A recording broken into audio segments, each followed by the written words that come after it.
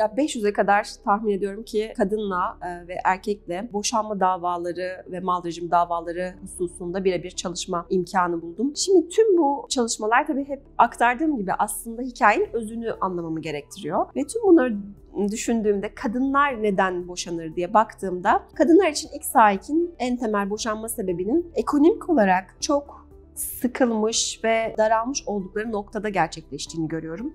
Çünkü kadın tabii ki duygusallık temelinde bir evlilik akdediyor ama bir yere kadar işte erkek eşin sorumlulukları almamasını göz ardı edebiliyor. Yani hiç görmüyor aslında. Pekala ben yaparım diyor, olur diyor. Hani bu burada tamamlanacak diyor, burada iyi niyet var diyor. Ta ki evlilikte çocuk dünyaya gelene kadar. Çocuk da dünyaya geldikten sonra kadın gerçekten ilişkinin hem erkeği hem kadını olma hikayesini net bir şekilde hissetmeye başlıyor. Ve orada pek çok kadın diyor ki artık yeter. Artık yeter. Ben sorumlulukları paylaşmak istiyorum. Ve orada karşılık bulamazsa evet iş boşanma davasına yöneliyor maalesef. İkinci olarak kadınlar aslında burada çok da haklı görüyorum. Çünkü özellikle toplumumuzda Türk erkeği flörtleşme evresini nedense evliliğe kadar düşünüyor.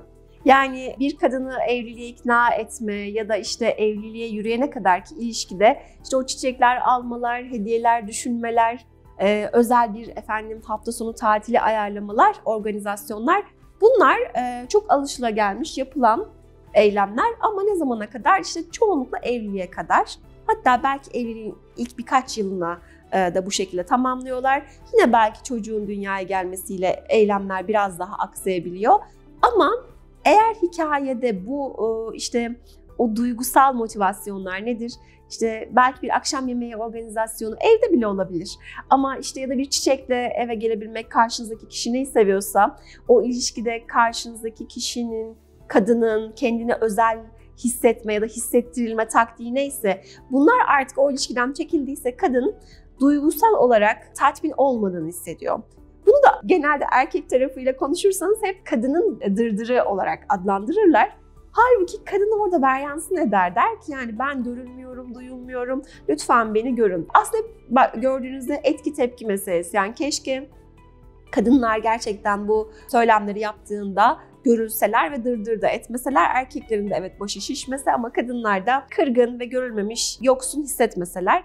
Dolayısıyla kadın için önemli boşanma sebeplerinden ikincisi de duygusal anlamda tatmin olmamaktır. Üçüncü olarak ülkemizde özellikle çekirdek aile ve büyük aile kavramlarının çok karıştığını görüyoruz. Yani büyük aileye olan saygının bazen aslında çekirdek aileye saygısızlık boyutuna dahi ulaştığını görüyoruz. Belki pek çok kaideyle destekleniyor. Dinsel öğeler var, toplumsal öğeler var. İşte annelerin ayaklarının altında diyoruz. Evet ama işte evdeki eş de bir anne, evdeki eş de sizin eşiniz. Aslında bu gerçekler birbiriyle çelişmiyor. Çelişmediğini görebilsek çok rahatlayacağız. Yani biz çekirdek ailenize birinci seviyede öncelik verin derken büyük ailenizi reddedin demiyoruz. Büyük ailenize saygısızlık yapın demiyoruz. Ama evlilik akdi iki kişi arasında, kadın ve erkek arasında temellenen bir yapı ve siz o temeli o iki kişinin üzerinde kurmazsanız işte annemin rızası varsa böyle olur, babamın rızası varsa ancak bunu yapabilirizle temellendirirseniz orada aslında o yapı oluşmamış oluyor ve tabii olarak da taraflardan birisi kendisini orada var hissetmiyor. Aslında en temel sebebimiz evliliklerde, ilişkilerde kendimizi var etmek, varoluşumuzu anlamlandırmak, köklendirmek. Ama orada işte bu nedir bizim toplumumuzda? Her hafta sonu aileye gitmek ya da tatillerde her tatil memlekette, köyde geçirmek gibi ya da işte nedir? Belki bir mal alınacaktır. Babam ne der acaba? Bir ona da soralım da öyle alalım. Bunlar tabii çok önümüze geldiği için hep böyle çok net söyleyebiliyorum. Bir noktadan sonra eğer öznel olarak çekirdek aile çatısında temellenmiyorsa evet bir boşanma sebebi haline geliyor ve karşılığı bu ülke sınırları içerisinde çokça da var. Dördüncü sebep genel bir başlık olarak vereceğim ama içinde çok fazla şey barındırıyor. Bağımlılıklar diyorum ben buna. Kadınların boşanma sebepleri, boşanma kararı alırken en önemli başlıklarının dördüncüsünde de bağımlılıklara değinmek istiyorum. Bağımlılıklar benim nezdimde son derece geniş. Yani mesela aldatmayı hep ayrı bir başlık olarak açarlar. Belki işte ilk sıralarda yer aldırtırlar. Ama benim için bağımlılık dediğimiz şey hep o kişisel duygu durum dünyasındaki zafiyetler. Yani bu duygu durum dünyasındaki zafiyet alkolle kendini tatmin ediyor olabilir, kumarla tatmin ediyor olabilir.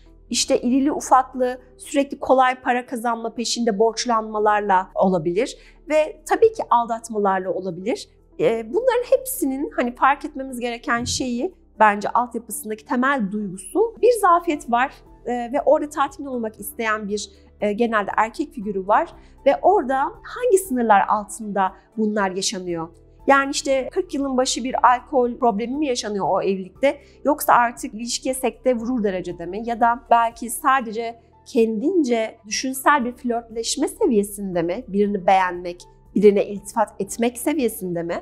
Yoksa aslında gerçekten kendini tatmin için pek çok alanda ilişkiler mi kuruyor? Tüm bunlar çeşitlendirilebilir ama geldiği noktada bir bağımlılık seviyesine ulaştıysa, yani ilişkiye sekte vurur duruma geldiyse artık bu bağımlılıklar kadın da olabilir. Sebebi alkol de olabilir, kumar da olabilir ama evet boşanmaya sebebiyet veriyor. Şimdi burada belki bunlar benim en temel olarak söylediğim başlıklardı. İşte ilkinde belki kadının ekonomik olarak sorumluluğu tek başına almak zorunda bırakılmasını söyledim.